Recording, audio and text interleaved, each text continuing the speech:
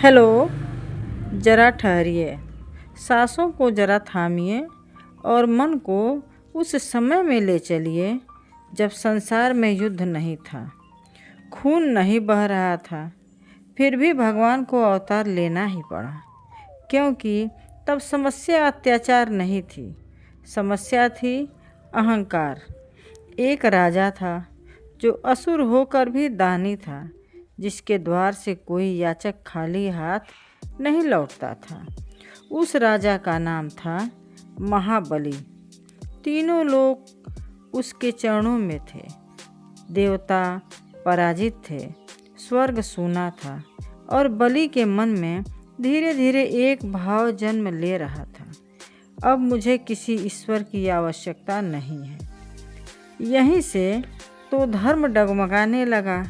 देवता भयभीत थे, इंद्र का इंद्रासन कांप रहा था और वे सब पहुँचे माता अदिति के चरणों में। आँखों में आंसू, हृदय में एक ही पुकार, हे नारायण, धर्म जीवित है परंतु उसका संतुलन टूट रहा है। माता अदिति का तप आंसू बन गया और आंसू मंत्र बन गए और तभी वैकुंठ में करुणा जाग उठी। भगवान विष्णु बोले, इस बार मैं शस्त्र नहीं उठाऊंगा, यह युद्ध नहीं करूंगा, मैं शक्ति नहीं बनूंगा, मैं विनम्रता के साथ आऊंगा। और तभी भगवान विष्णु ने अपने सबसे अनोखे अवतार का चयन किया। वह अनोखा अवतार था भगवान विष्णु का वामन अवतार। एक ऐसा भगवान जो राजा बनकर नहीं आया, जो योद्धा बनकर नहीं आया, बल्कि एक छोटे से ब्राह्मण बालक के रूप में भाद्रपद शुक्ल द्वादशी कश्यप ऋषि का आश्रम और एक दिव्य बालक का जन्म। कद छोटा था पर तेज अनंत था। नाम रखा गया वामन। कौन जानता था कि इस छोटे से शरीर में पूरा ब्रह्मांड छुपा है। उधर राजा बलि का महायज्ञ चल रहा था। घोषणा गूंज रही थी, आज मेरे द्वार से कोई भी याचक खाली हाथ नहीं लौटेगा। यह दान था या अहंकार की परीक्षा, यह समय बताएगा। और तभी यज्ञ मंडप में एक छोटा सा बालक प्रवेश करता है। सभासद मुस्कराते हैं, राजा बलि प्रसन्न होता है। बालक शांत स्वर में कहता है, राजन, मुझे न सोना चाहिए, न हाथी चाहिए और न ही राज्य, बस मुझे 3 पग भूमि चाहिए। राजा बलि के सभा में बैठे जितने भी लोग थे, सभी लोग हंस पड़े, लेकिन दैत्य गुरु शुक्राचार्य कांप उठते हैं। वे पहचान जाते हैं यह साधारण बालक नहीं है। और तब राजा बलि का वह वाक्य जो उसे अमर बना देता है, यदि यह स्वयं विष्णु भी हों तो उन्हें दान देना मेरे जीवन का सबसे बड़ा सौभाग्य होगा। यहीं से यह कथा सिर्फ अवतार की नहीं रहती, यह बन जाती है अहंकार बनाम समर्पण की कथा। क्या छोटा बनकर बड़ा सबक सिखाया जा सकता है? क्या 3 पग में सारा संसार समा सकता है? और क्या एक असुर भगवान का सबसे प्रिय भक्त बन सकता है?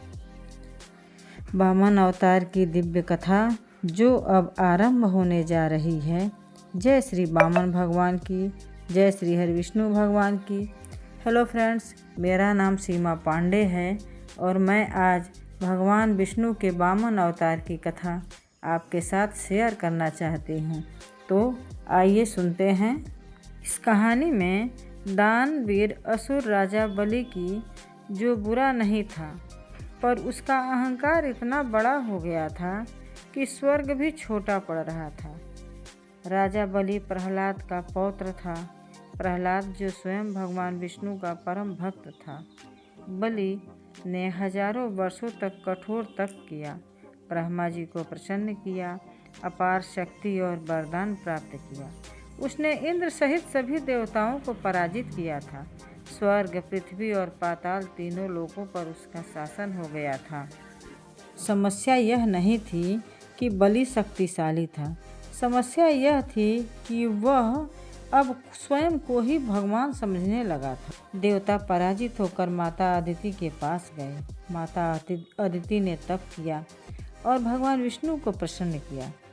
भगवान विष्णु बोले, मैं तुम्हारे पुत्र रूप में जन्म लूँगा और धर्म की रक्षा करूँगा। भाद्रपद शुक्ल द्वादशी के दिन भगवान विष्णु ने कश्यप ऋषि और माता अदिति के घर में एक ब्राह्मण बालक के रूप में जन्म। नाम रखा गया वामन। वामन का अर्थ होता है छोटे कद वाला, लेकिन उस छोटे शरीर में पूरा ब्रह्मांड छुपा हुआ था। राजा बलि ने एक विराट यज्ञ रखा था। उसकी घोषणा की थी, जो मांगेगा उसे खाली हाथ नहीं लौटाऊंगा। यही उसका गुण था, दानवीरता। उसी यज्ञ में एक छोटा ब्राह्मण बालक आया, हाथ में कमंडल, शरीर पर जनेऊ, चेहरे पर तेज। यही थे वामन भगवान। वामन भगवान ने, राजा मुझे बस 3 पग भूमि दान में चाहिए। सभा हंस पड़ी। शुक्राचार्य चौंक गए। उन्होंने पहचान लिया, राजन यह साधारण बालक नहीं, स्वयं विष्णु हैं। दान मत दो। पर बलि बोला, जो वचन दे चुका हो वह पीछे नहीं हटता। यदि यह विष्णु है भी तो उनका दान देना मेरे लिए सौभाग्य की बात है, अहंकार नहीं। बल्कि दानवीरता में बलि महान था। जैसे ही जल हाथ में लिया गया, वामन का रूप बदलने लगा। छोटा बालक त्रिविक्रम बन गया।